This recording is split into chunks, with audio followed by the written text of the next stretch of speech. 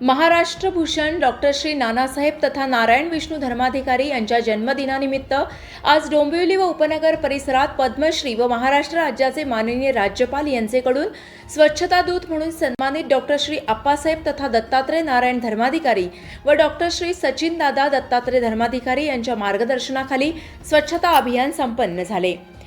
हे प्रतिष्ठान स्वच्छता अभियानासह जनजागृती उपक्रमांवर एकूण 46 प्रकारचे विविध सामाजिक उपक्रम राबवते, जसे वृक्ष लागवड व संवर्धन, जल पुनर्भरण, आरोग्य शिबिर, रक्तदान शिबिर, कॅन्सर अवेअरनेस, प्लाझ्मा डोनेशन, निर्माल्य संकलन आणि खत निर्मिती। या प्रतिष्ठानाचे कार्य केवळ भारतातच नव्हे तर भारताबाहेरील America, Canada, Australia, Singapore, Qatar, Dubai इत्यादी राष्ट्रांमध्येही राबवले जाते।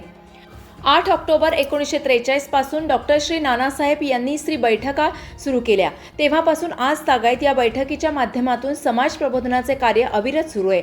अंधश्रद्धा निर्मूलन, व्यसनमुक्ती आदी कार्यांबरोबर समाजातील सर्व स्तरातील स्त्री पुरुषांना बैठकीच्या तसेच लहान मुलांना बालसंस्कार मार्गदर्शन वर्ग यांच्या माध्यमातून मानवी नीतिमूल्यांची जोपासना कशी करावी याची शिकवण देण्याचे कार्य निष्काम भूमिकेतून सुरू आहे।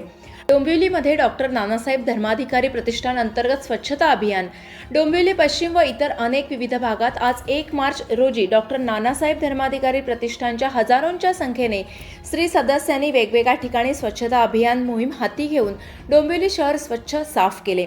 यावेळी केडीएमसीच्या साफसफाई करणाऱ्या कामगारांनाही आजच्या दिनी एक मोठा दिलासा मिळाला।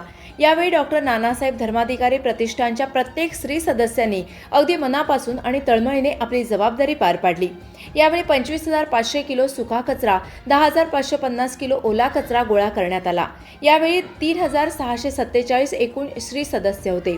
एकूण 164 किलोमीटरचा रस्ता दुतर्फा साफ केला। यावेळी डोंबिवलीतील प्रभाग क्रमांक 22 मधील विद्यमान नगरसेवक विकासजी म्हात्रे आणि संदेशजी पाटील आणि नगरसेविका सौ कविताताई म्हात्रे आणि डॉक्टर रसिकाताई पाटील याही उपस्थित होत्या। सदर कार्यक्रमाचा शुभारंभ यांच्या हस्ते झाला। डोंबिवली पश्चिमकडील वॉर्ड पाण्याच्या टाकीपासून ते देवीचा पाडा स्मशानभूमीपर्यंत रस्ते साफ केले आणि स्मशानभूमीच्या आतील भागातील कंपाऊंड यामध्येही स्त्री सदस्यांनी उतरून स्वच्छ साफसफाई केली व डोंबिवलीतील पूर्व पश्चिम इतर अन्य भागातही हे रस्ते साफ करण्यात आले। यावेळी विकासजी म्हात्रे आणि संदेश पाटील यांनी या कार्यक्रमाचे अगदी तोंड भरून कौतुक केले। काय म्हणाले चला पाहूया।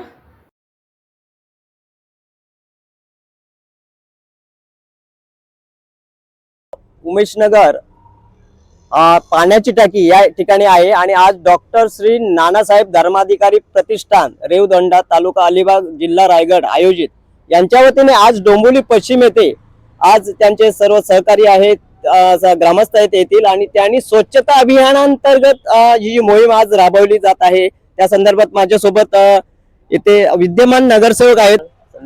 डॉक्टर नानासाहेब धर्माधिकारी प्रतिष्ठान मार्फत दरवर्षी विविध सामाजिक उपक्रम राबवण्यात येत असतात।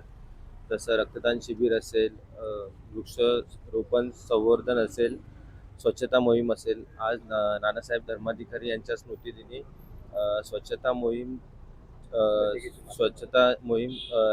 बैठकीच्या माध्यमातून राबवण्यात येत आहे।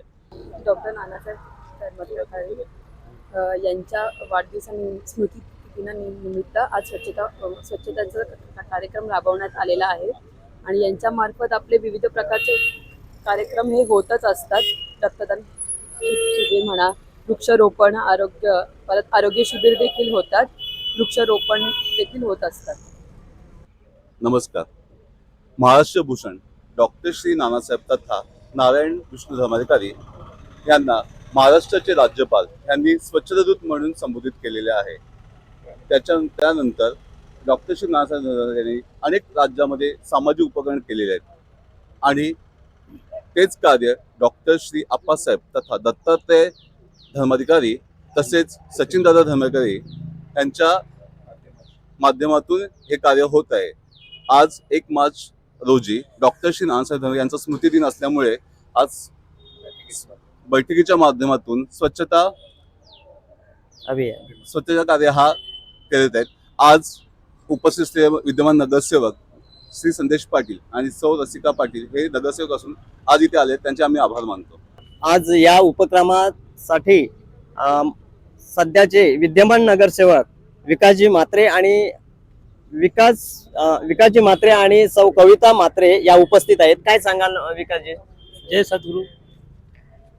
आज 1 मार्च हे प्रत्येक वर्षी आदरणीय धर्माधिकारी डॉक्टर श्री धर्माधिकारी महाराज व डॉक्टर महाराज यांच्या मार्गदर्शनाखाली महाराष्ट्राच्या बाहेर स्वच्छता अभियान राबवले जाते आणि त्याच्यामध्ये त्यांची जे संस्थात्मक असेल किंवा त्यांचे भक्तगण असेल त्या सर्व ह्या महाराष्ट्राच्या बैठकीच्या माध्यमातून सर्व स्वच्छता अभियान या महाराष्ट्राच्या बाहेर देखील त्यांनी अभियानाचा नागरिक देखील लाभ घेतात आणि भक्तजन त्याच्या अति युगाने या स्वच्छता अभियानमध्ये नागरिकांना जागृत करतात. धर्माधिकाऱ्यांचं एक सांगणं आहे की स्वच्छ आणि सुंदर शहर असायला पाहिजे आणि अनेक त्यांच्या याच्यामध्ये पराक्रमामध्ये आणि ते सांगत असतात प्रवचनमध्ये की कसं